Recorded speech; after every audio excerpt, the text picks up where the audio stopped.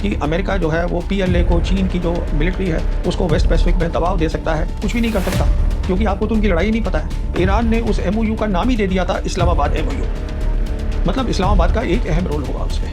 Qatar मदद करता है पाकिस्तान की, पर मेन जो कंट्री है वो है पाकिस्तान। इसका मतलब है इस्लामाबाद को और भी रोल करना पड़ेगा, बहुत नज़दीकी के साथ ईरान के साथ काम करना पड़ेगा। जब अमेरिकी फौजी, अब जैसे मैंने बताया, कुछ निकल गई हैं, जो छोटी मोटी रह गई हैं उनको हटना है, और उसके बाद इजराइल का क्या करना है वो तय होगा। ईरान आप जानते हैं शिया मुल्क है, पाकिस्तान सुन्नी मुल्क है, सब काम करेंगे एज मुस्लिम कंट्रीज। अब जैसे सऊदी और यमन की लड़ाई चल रही है, इसमें अमेरिका तो बात नहीं करेगा, अमेरिका को करना है इजराइल। फ्रेमवर्क है तो वहाँ सारे मुस्लिम कंट्रीज हैं, इसलिए इस्लामाबाद को मेरे हिसाब से ईरान ने बोला है इस्लामाबाद MOU, जिससे कि हर मुस्लिम कंट्री को साथ में आना है, उनको सुन्नी, शिया या कोई और सेक्ट पे तकसीम नहीं। ईरान के राष्ट्रपति हैं पेजेश्कियन, उन्होंने एक खास ऐलान किया है। उन्होंने ये कहा है कि जो इस्लामाबाद MOU है वो लड़ाई खत्म होने के बाद ईरान की विदेश नीति की बुनियाद बनेगा। बहुत इंपॉर्टेंट बात है, समझिए इसको। अब हम जानते हैं जहां तक इस्लामाबाद MOU का ताल्लुक है, ये 17 जून को साइन करा गया था। अमेरिका की तरफ से प्रेसिडेंट ट्रंप ने करा, ईरान की तरफ से प्रेसिडेंट पेजेश्कियन ने किया, और साथ में पाकिस्तान के प्रधानमंत्री शहबाज शरीफ ने किया एज अ मीडिएटर, जो मध्यस्थता करा रहे थे दोनों पार्टीज की। और ये तय करा गया था 17 जून को कि हम इसमें 14 पॉइंट्स हैं और 60 दिन के अंदर अंदर हम इन पे बातचीत करके एक फैसला ले लेंगे और फाइनल डील साइन कर देंगे। अब जो ये ऐलान किया है पेजेश्कियन ने कि ये इस्लामाबाद MOU, इसके जो 14 आर्टिकल्स हैं, ये ईरान की फॉरेन पॉलिसी के बुनियाद होगी, इसका मतलब ये है जहां तक ईरान का ताल्लुक है वो कोई भी समझौता नहीं करेगा इन पॉइंट्स के ऊपर जो कि इस्लामाबाद MOU में ये तय है। छोटी लेन देन हो सकती है, एडजस्टमेंट हो सकती है, पर कोई समझौता नहीं होने वाला। तो जहां तक ईरान का ताल्लुक है ये उनकी फाइनल डील ही समझिए। पहली बात तो ये है। दूसरी बात यह है कि जिसके बारे में अभी जिक्र करूंगा आगे, इस MOU में साफ लिखा हुआ है कि ईरान को न्यूक्लियर वेपन्स, परमाणु बम ना तो बनाने हैं और ना कहीं बाहर से लेने हैं, ये भी इसमें लिखा हुआ है। तो उनको न्यूक्लियर बम की जरूरत नहीं है। क्यों नहीं है अभी समझाऊंगा। तो 5 बातें हैं इस MOU की। अगर जो बात हुई है वो बनेगा ईरान की फॉरेन पॉलिसी का फाउंडेशन, बुनियाद। 5 बातों को बोलने से पहले थोड़ी सी कुछ बात और भी करनी जरूरी है, और वो ये है, हम जानते हैं कि जहां तक इस इस्लामाबाद MOU का ताल्लुक है, इसमें जितनी भी बातें हैं वो है जो ईरान चाहता है। और ये बिल्कुल लाजमी है कि प्रेसिडेंट ट्रंप ने इस पर तभी साइन किया होगा क्योंकि उनके पास कोई मिलिट्री ऑप्शंस ही नहीं थे। ईरान के खिलाफ कोई जरिया ही नहीं था मिलिट्री लड़ाई लड़ने का, जो कि मैं पहले ही बता चुका हूं पहले के वीडियो में कि आज उनके पास जो अमेरिकी मिलिट्री है उनके पास मिसाइल्स की सख्त कमी है, और जो मिसाइल को रोकने वाली मिसाइल है जिसको इंटरसेप्टर मिसाइल कहते हैं उसकी और सख्त कमी है। और ये जो कमी है ये सालों साल में पूरी होगी, अचानक पूरी होने वाली नहीं है। साथ में मैंने ये भी बताया था कि जहां तक मिलिट्री के ऑप्शंस हैं कि अमेरिका कैसे अपनी मिलिट्री ताकत का इस्तेमाल करे, वो भी नहीं है अमेरिका के पास। उन्होंने हवा की लड़ाई लड़ी, 40 दिन एयर वॉर करी, कुछ खास हासिल नहीं हुआ, क्योंकि ईरान की जितनी भी मिलिट्री ताकत है वो अंडरग्राउंड है। अब उन्होंने वहां पर वो अपना नेवी का बेड़ा लगा रखा है, स्ट्रेट ऑफ हॉर्मुज़ को बंद करा हुआ है, तो ईरान जो है उससे झुक नहीं रहा है। तो उसके बाद फिर बातचीत चल रही थी कि हम एक थोड़ी सी ग्राउंड की लड़ाई लड़ते हैं, और जो रास्ते हैं आने जाने के, क्योंकि ईरान का जो बॉर्डर है वो 7 मुल्कों के साथ है, हम कोशिश करेंगे उनको बंद कर देंगे। पहली बात तो आप बंद कर नहीं सकते। दूसरी बात है, अगर आप इस टाइप की लड़ाई शुरू करेंगे तो आपके सैनिक मरेंगे, फिर आपको और सैनिक लाने पड़ेंगे, तो ये लड़ाई बड़ी होती चली जाएगी, ये छोटी नहीं रहेगी। तो ये सब रिपोर्ट्स जो आ रही हैं, इससे परेशान होकर जो अमेरिका का पेंटागन है, उनका चीफ स्पोक्स पर्सन है जीन पार्नेल, उन्होंने ये बयान दिया है कि देखिए जो अमेरिका की मिलिट्री है वो दुनिया की सबसे बड़ी मिलिट्री ताकत है, ठीक है, पर दिक्कत ये है कि वो 20वीं सदी की मिलिट्री ताकत है। और ये मैं क्यों कह रहा हूं, क्योंकि एक बहुत सीनियर अफसर है मिलिट्री के, सेंट्रल कमांड के, अमेरिका का जो सेंट्रल कमांड है उसकी जिम्मेदारी है इस पूरी जंग को जो वेस्ट एशिया में हो रही है उसको करने की। उन्होंने एक ईमेल भेजी है बाकी सब सेंट्रल कमांड के अफसरों को, सोल्जर्स को भी, ट्रूप्स को भी, कुछ एनालिस्ट को भी, उनसे ये पूछ रहे हैं कि बताइए हमें कि किस तरीके से कोई नए आइडियाज दीजिए कि हम किस तरीके से ईरान के ऊपर दबाव डालें। अब दिक्कत क्या है कि ईरान 21वीं सदी की लड़ाई लड़ रहा है, तो अमेरिका के पास जो है वो एयरक्राफ्ट कैरियर है, बड़े बड़े जहाज है, बहुत सारी एयर पावर है, एयरक्राफ्ट है। वो 20वीं सदी की लड़ाई है। ईरान जो कर रहा है वो लड़ाई लड़ रहा है स्पेस कैपेबिलिटी से, अंतरिक्ष कैपेबिलिटी जो उसको चीनियों ने दे रखी है, बेदू सिस्टम।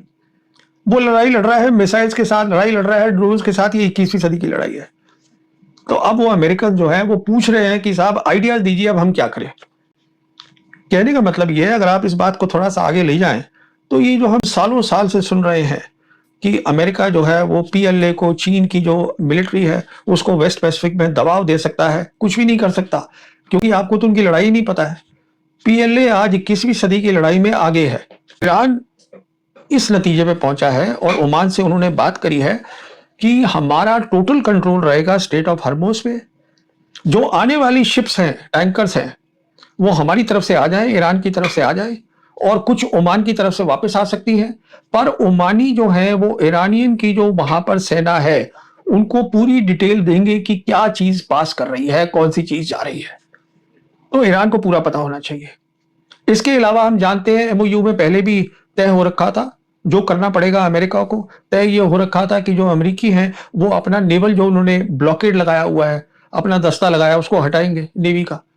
अब कह रहे हैं ईरानी की पहले तो एमओयू में 30 दिन का हमने टाइम दिया था इसको हटाने का, अब आप पहले हटाइए, उसके बाद ही ये चालू करेंगे हम। साथ में उसमें लिखा है एमओयू में कि 60 दिन, मतलब एमओयू जब साइन होगा और फाइनल डील तक, उसमें कोई पैसे चार्ज नहीं होंगे, कोई फीस नहीं लगेगी किसी भी जहाज से जो अंदर बाहर हो रहा है। साथ में एमओयू में यह भी लिखा हुआ था कि अमेरिका जो है एक बार ईरान खोल देता है हॉर्मुज को तो पूरी छूट होगी ईरान को अपनी गैस, अपना ऑयल और बाकी सामान जो अपना एक्सपोर्ट करे और बेचे उसको। अब ईरान ने उसमें 2 बातें और जोड़ दी है खोलने की शर्त। वो ये कह रहे हैं कि अब पहले हम चाहते हैं कि अमेरिका इस बात को माने कि एक बार फाइनल डील हो गई उसके बाद फीस लगेगी। अब उस किस नाम से लगेगी वो बाद में तय होगा।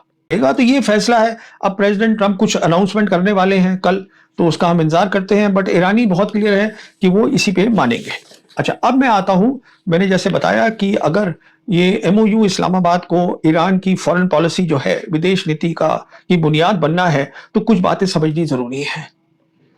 पहली बात तो यह है कि देखिए, मैंने पहले भी कहा था कि मार्च के महीने में ईरानियों को क्लियर हो गया था, जब अमेरिका की जो एयर वॉर थी उससे कुछ हासिल नहीं हुआ, तो ईरानी के जो फॉरेन मिनिस्टर थे अब्बास अरागची, मार्च में वो गए थे रशिया, प्रेसिडेंट पुतिन को मिले, उसके बाद वो चीन गए और वांग ही फॉरेन मिनिस्टर को मिले, और उसके बाद उन्होंने वापस आके ये ऐलान किया था, याद करिएगा, तेहरान में वापस आने के बाद, कि जरूरत होगी लड़ाई खत्म होने के बाद एक रीजनल फ्रेमवर्क की। कहने का मतलब यह है बाहर की जो फौजें हैं वो चली जाएं, हम अपनी आपस में सिक्योरिटी बनाएंगे, यहां पर आपस में बातचीत करेंगे, हमारे जो भी मसले हैं उसको हम आपस में हल करेंगे, बाहर की ताकतों को यहां आने की जरूरत नहीं है।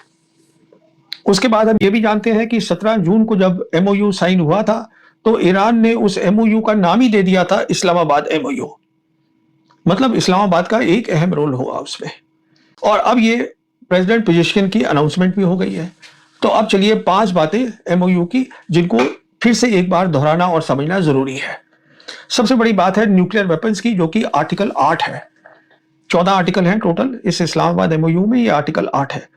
इसमें साफ लिखा है पहली लाइन में कि ईरान ना तो न्यूक्लियर वेपन खुद बनाएगा और ना कहीं बाहर से लेगा, कोई शक नहीं है, वही लिखा हुआ है। क्यों नहीं लेगा?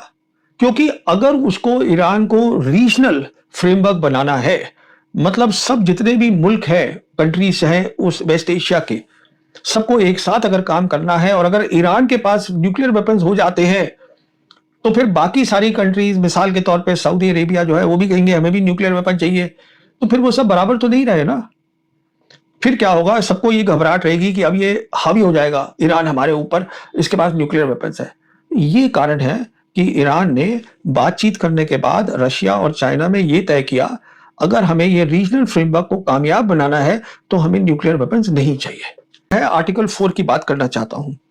उसमें एक तो मैंने ऑलरेडी बोल दिया है कि आर्टिकल 4 में ये बोल रहे हैं, आर्टिकल 4 बोलता है कि 30 दिन के अंदर अंदर अमेरिका जो है अपना नेवल जो उन्होंने ब्लॉकेड लगा रखा है हटाएगा, पर अब ईरान कह रहा है कि आप पहले उसको हटाइए।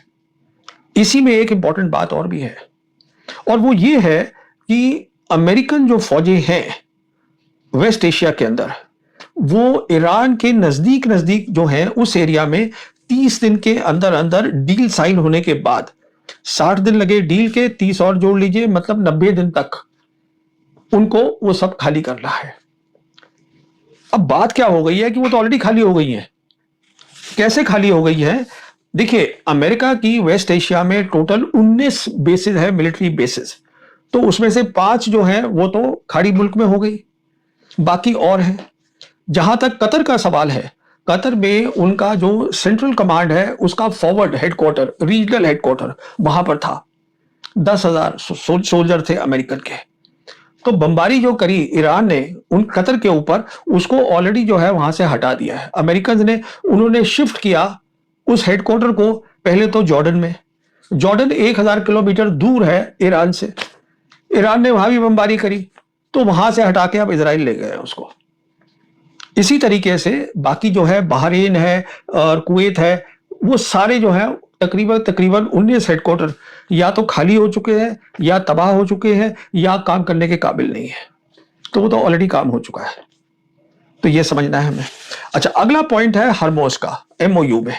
एक बार फिर से हरमोज, क्योंकि बहुत इंपॉर्टेंट है, मोटा मोटा इसको फिर से दोहराना जरूरी है। देखिए, जहां तक एडमिनिस्ट्रेशन का सवाल है, जैसे मैंने बताया, 2 मुल्क हैं, 2 किनारे हैं, ईरान और ओमान। तो ईरान ने एक बनाई है पर्शियन गल्फ स्टेट अथॉरिटी। तो ये अथॉरिटी जो है जिसमें दोनों मुल्क शामिल होंगे किनारे वाले, और वो इसको चलाएंगे। सिक्योरिटी का जहां तक ताल्लुक है, पूरे के पूरे इसकी वो पूरी जिम्मेदारी रहेगी ईरान की नेवी की। इसमें कोई शक नहीं होना चाहिए। जहां तक सवाल है कि वो फीस लेने का सवाल है, इसमें उन्होंने साफ लिखा हुआ है एमओयू के अंदर कि फीस हम जो भी लेंगे, हम जो बाकी खाड़ी के मुल्क हैं जो इसको इस्तेमाल करेंगे स्टेट ऑफ हॉर्मोज, हम उनके साथ बातचीत करके करेंगे और इंटरनेशनल लॉ जो है उसके तहत करेंगे, और जो कोस्टल कंट्रीज होती हैं उनके क्या हक है उनको भी देखेंगे। ये एमओयू में लिखा है। अगर आप इन सब चीजों को ध्यान से देखिएगा, इससे बिल्कुल साफ हो जाता है कि ईरान जो है वो एक रीजनल फ्रेमवर्क बनाना चाहता है। अगला पॉइंट मैं बोलना चाहता हूं पाकिस्तान के बारे में। देखिए, पाकिस्तान एक तो मीडिएशन कर रहा है, उसने करी इस एमओयू में, इसीलिए जो उनके प्रधानमंत्री हैं वो साइन कर रहे हैं वहां पर एज अ मीडिएटर। मतलब वो दोनों साइड्स को, सबसे इंपॉर्टेंट रोल पाकिस्तान का है, इसीलिए प्रधानमंत्री ने वहां साइन किया है। और भी मुल्क हैं जो मदद कर रहे हैं, कतर मदद कर रहा है पाकिस्तान की, पर मेन जो कंट्री है वो है पाकिस्तान। अच्छा, उसके अलावा ये जो उसको नाम दे दिया है कि इस्लामाबाद एमओयू, और अगर यही बनना है फॉरेन पॉलिसी, इसका मतलब है इस्लामाबाद को और भी रोल करना पड़ेगा, बहुत नजदीकी के साथ ईरान के साथ काम करना पड़ेगा। और क्या काम होगी? जैसे कि एक सिक्योरिटी, एक इस्लामिक फ्रेमवर्क बनेगा। जब अमेरिकी फौजी, अब जैसे मैंने बताया, कुछ निकल गई हैं, जो छोटी मोटी रह गई हैं उनको हटना है, और उसके बाद इजराइल का क्या करना है वो तय होगा। तो इस्लामाबाद फ्रेमवर्क के अंदर एक तो सिक्योरिटी का है, सुरक्षा का इशू है।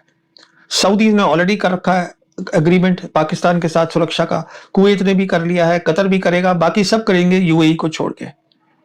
साथ में जो है ये सारे, अगर फ्रेमवर्क है तो वहां सारे मुस्लिम कंट्रीज हैं। इसलिए इस्लामाबाद को मेरे हिसाब से ईरान ने बोला है इस्लामाबाद एमओयू, जिससे कि हर मुस्लिम कंट्री को साथ में आना है, उनको सुन्नी शिया या कोई और सेक्ट पे तकसीम नहीं करना है। ईरान आप जानते हैं शिया मुल्क है, पाकिस्तान सुन्नी मुल्क है, सब काम करेंगे एज मुस्लिम कंट्रीज। ये रिक्वायरमेंट है, तभी मुस्लिम इस्लामिक फ्रेमवर्क बनेगा। देखिए, और नेक्स्ट पॉइंट क्या है इसका, कि जो इस्लामाबाद एमओयू है, जो अगर आप उसका लास्ट आर्टिकल देखें 14, वही साफ कहता है कि जो फाइनल डील होगी, जहां तक मैंने बताया कि ईरान का ताल्लुक है, उनकी तो यही फाइनल डील है। फाइनल डील जो है वो एंडोर्स करी जाएगी। यूएन सिक्योरिटी काउंसिल जो है वो उसका रेजोल्यूशन निकलेगा उसके ऊपर। इसका क्या मतलब हुआ कि जो 5 परमानेंट मेंबर हैं यूएन सिक्योरिटी काउंसिल के, जो हम जानते हैं, जो कि चाइना है, रशिया है, फिर अमेरिका है, यूके है और फ्रांस है, जिनके पास वीटो पावर है। वो सब इस पे हाँ करेंगे कि हाँ ये फाइनल चीज़ है। और इसमें बिल्कुल लाज़मी है कि जो 2 बड़ी ताकतें हैं, जो कि आज खड़ी हैं ईरान के साथ, चाइना और रशिया, वो अपना वीटो इस्तेमाल करेंगी अगर बाकी कंट्रीज़ जो है, इससे इधर-उधर होने की कोशिश करेंगे तो। मतलब कि ये जो फ्रेमवर्क है, इसमें यूनाइटेड नेशन को सेंट्रल माना गया है, ये है। अच्छा, यहाँ तक ये सब तभी हो सकता है, जब ईरान अपनी जो उसकी आज ताकत है लड़ाई लड़ने की, उसमें कोई भी कॉम्प्रोमाइज़ ना हो, उसमें कोई समझौता नहीं हो और वो नहीं मानेंगे। उनकी मिसाइल बनाने की काबिलियत, उनकी ड्रोन की काबिलियत, इसमें कोई कटौती नहीं होगी। और जो उनके रीजनल कंट्रीज़ हैं जिसको हम रेजिस्टेंट फ्रंट कहते हैं, येमेन हुआ, इराकी मिलिशिया हुआ, हिज़्बुल्लाह हुआ है, यहाँ पे सब शांति होनी है और ये ज़िम्मेदारी अमेरिका की है कि किस तरीके से अब जैसे सऊदी और येमेन की लड़ाई चल रही है, इसमें अमेरिका तो बात नहीं करेगा, अमेरिका को करना है इज़राइल को कंट्रोल। यहाँ फिर पाकिस्तान का रोल आ जाता है। पाकिस्तान का रोल आ जाता है कि सऊदी से बात करे कि तुमको अपना येमेन के साथ अगर ये रीजनल फ्रेमवर्क बनना है, तो आपको आपस में बैठ के बात करनी पड़ेगी। ये लड़ाई से काम नहीं चलेगा। जी, तो ये थी आज की वीडियो। अगर वीडियो पसंद आई हो तो वीडियो को लाइक करें। अगर आप इंडियन रिएक्शन देखना पसंद करते हैं तो हमारे चैनल को सब्सक्राइब करें, बेल आइकन को प्रेस करें ताकि हमारे आने वाली हर नई अपडेट सबसे पहले आप तक पहुंच सके। मिलते हैं नेक्स्ट वीडियो में, तब तक के लिए अल्लाह हाफ़िज़। पाकिस्तान जिंदाबाद।